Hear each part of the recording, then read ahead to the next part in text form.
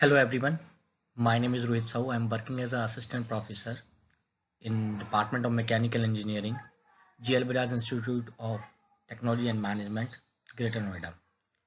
So today we start a new topic that is radiographic testing or inspection. So the term radiography usually indicate the radiographic process as we know. So we are going sometime for X-rays. That is so radiographic process that produce a permanent image on film or a paper. Yes, now we can understand that exactly which I am talking about. So basically, in this particular lecture, we are going to discuss about X-rays and gamma rays, which will be evaluate explain in detail later on.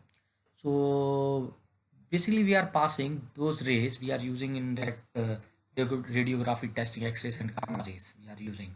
So basically, we are passing these rays, yeah, those rays through the samples, and then the picture is coming as a film, and then after that, just we are recognizing that what kind of problem or maybe the defect are present inside the material by seeing that particular image when we saw that image. So generally the radiography is a non-destructive testing because we are not going to harm any element or maybe the substance or maybe the material simply. So we are going to pass those rays through the materials, and then from that we are going to predict the result or maybe get the whole information. So it is a one kind of inspection technique which where may where many type of manufactured component can be examined to verify the internal structure as well as the integrity of the surface. So if there is any crack or pores are present inside the material, simply we can detect this by this technique. Now radiography has been expanded uses in industry to inspect not only for the belt and casting, but also radiography inspection are using to inspect airbags and cannon food product. So you think how we test that? So why we are using this technique in that particular areas? Because cannon food product is has been already sealed. So inside, what is the condition of maybe any contaminants are there or maybe some problem? So we can from outside we can easily get the information about that particular product. The main objective can be examined can range in size and shape from micro miniature electronic parts to mammoth missiles or maybe the power plant structure. So there is no issue regarding the size and shape of the component. We can examine both the small component as well as the for large component. So can also do the testing for all size of component.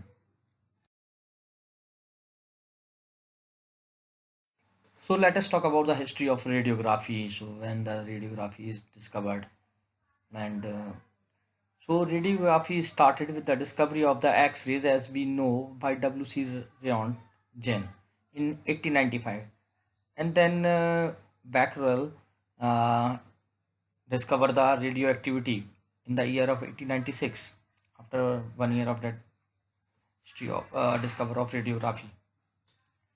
So by using the radioactive source material such as radium for higher photon energy could be obtained than those from normal X-ray generators. Soon nowadays, if we talk about nowadays, we are extensively use this X-rays or maybe the gamma rays. Okay, various application where we are using X-ray and gamma rays. These is were put to use very earlier before the dangerous of ionization radiation were discovered. After World War II, new isotopes such as cesium 137, iridium 192, and cobalt 60 become available for industrial radiography, and the use of radium and the radon has been decreased.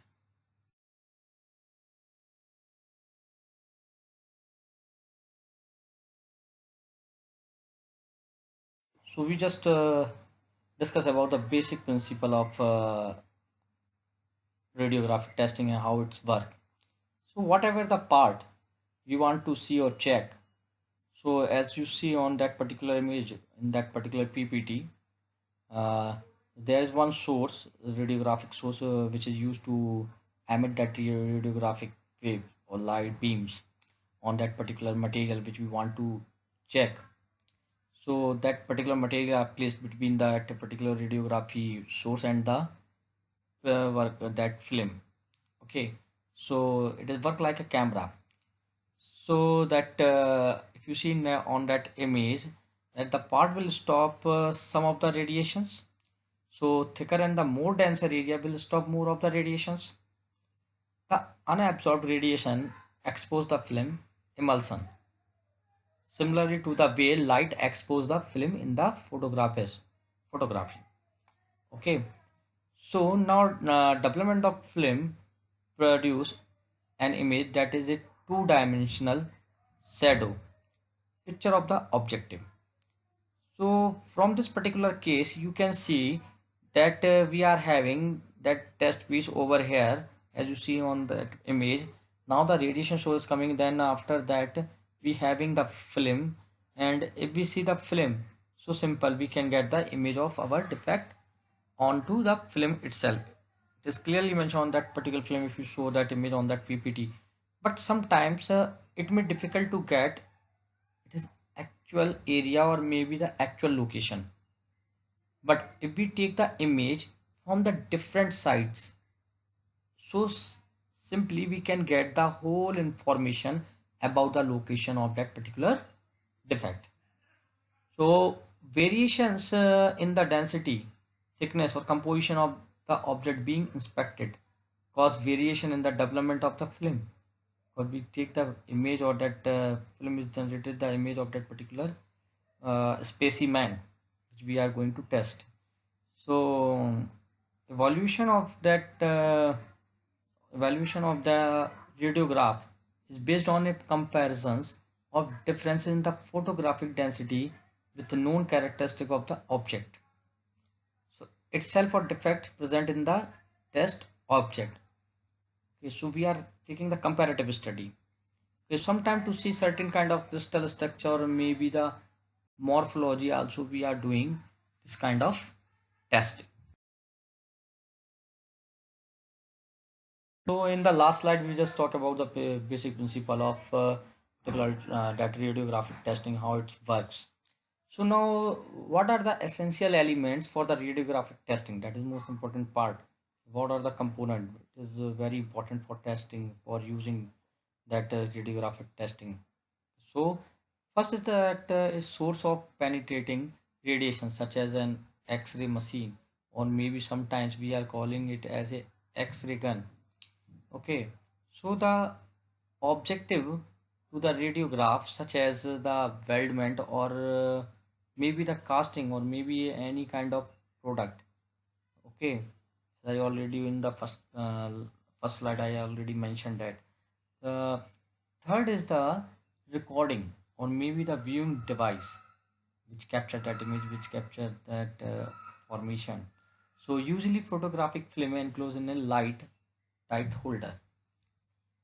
And then a some main important thing is that during that NDT method, radiographic testing method, a qualified radiographer or trained to produce a satisfactory exposure, because sometime we need to do the proper X-ray testing so that we can get the actual information of that particular defect itself. And the last one is that a skilled person, that is a very important thing, because after getting the film, then only you can recognize that whether this is the image of some elements or maybe some cracks or maybe some voids or maybe the some pores.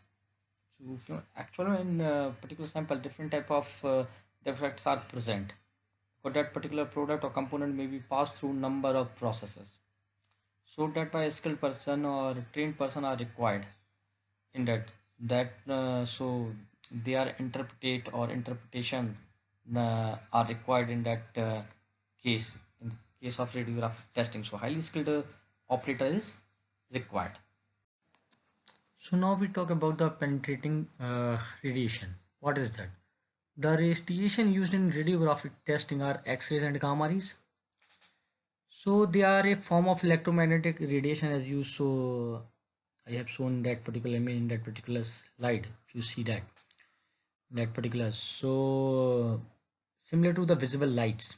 If you see the radiation similar to the visible light, unlike the light, however, they have higher energy. If you see that image properly or by zooming, so have higher energy, shorter wavelength, and the ability to penetrate.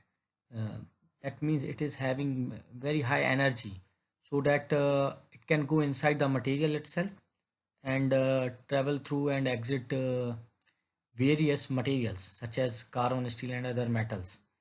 When the component are subjected to radiography, these radiation travel and transmitted through them in different amount by different material, depend upon their radiological densities.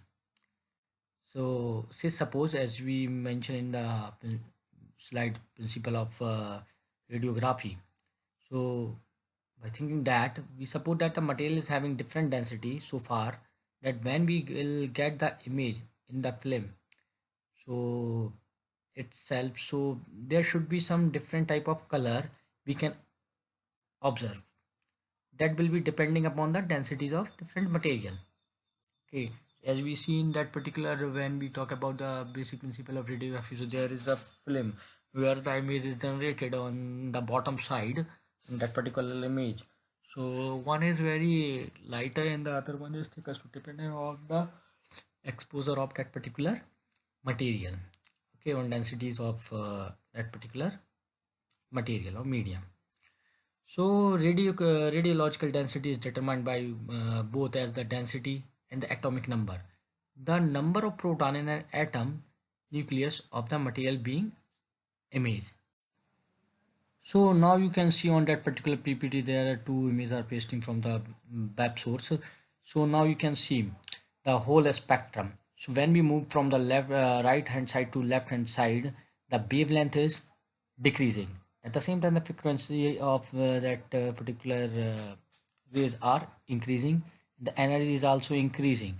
So if you see that the X-rays and the gamma rays having shorter wavelength as compared to radio waves, so that waves of radio wave to gamma wave or so this is the visible length light spectrum.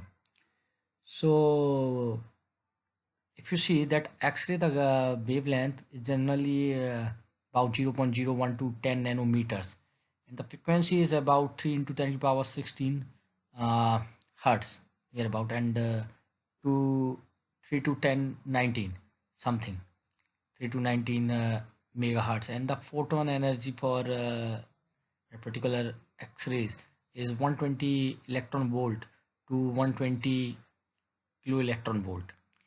And if we talk about the gamma rays, then its wavelength is less than 0.01 nanometer, and the frequency of that is 10 to the power 90. That is the wavelength of that particular your gamma ray. So you can see that the power of gamma rays are better than the X rays. Here the photon energy for the gamma rays is more than 100 kilo electron volt. So to start with, this is the electromagnetic spectrum you see in that particular PPT image. Two images are given. In one image, I am just reflecting that in what direction the wavelength is increasing and in what direction the energy is increasing. So see that. So here you can see the wavelength decreasing toward when we moving from right to left, or we can say the wavelength is increasing from left to right. Okay, so as you decrease the wavelength, the energy in the electromagnetic radiation will increase, as you see in that particular images, because the relationship between the energy capital E and the wavelength or frequency is given by this E equal to h nu, where equal to sc by lambda. So where h is a Planck's constant and nu is the frequency. So lambda is the wavelength and c is denoted the speed of light. So you increase the frequency or decrease the wavelength, the energy increases, and you can see the axis toward the extreme end in the range of 10 to the power minus to 10 to the power minus 10 meter. This is the range wavelength for X-ray radiation, which is much lower compared to the visible light, which is in the range of 10 to the power minus 7 meter, which will be around this region. Okay, so this tell you that the X-ray radiation is much more powerful compared to the visible light. That is why X-ray can penetrate through materials, because the energy level in X-ray radiation is much higher compared to what you have in any other electromagnetic radiation. So when you have X-rays in the range of 10 to the power minus 8 and 10 to the power minus 9 meter is in this wavelength range, these are known as soft X-ray. And if you increase the energy further, that means if you decrease the wavelength to the range of 10 to the power minus to 10 power minus 10 meter, then in this case the energy of the X-rays will be much higher, and these are known as hard X-rays. So, and if you further increase the energy, and if it is less than 10 to the power minus 10 meter, then this will fall in the gamma rays. So radiation. So this was about the energy which depend on the frequency of wavelength, and due to this, very small wavelength X-ray have very high energy, and that is why they can penetrate through matter. So we just going to talk about the nature or properties of X-ray characteristics, or the property of X-rays. So typical characteristics of X-rays: they cannot be detected by human sense, or cannot be see them. We cannot be feel them any of the or any by the any of the organ of the human body. You cannot detect them.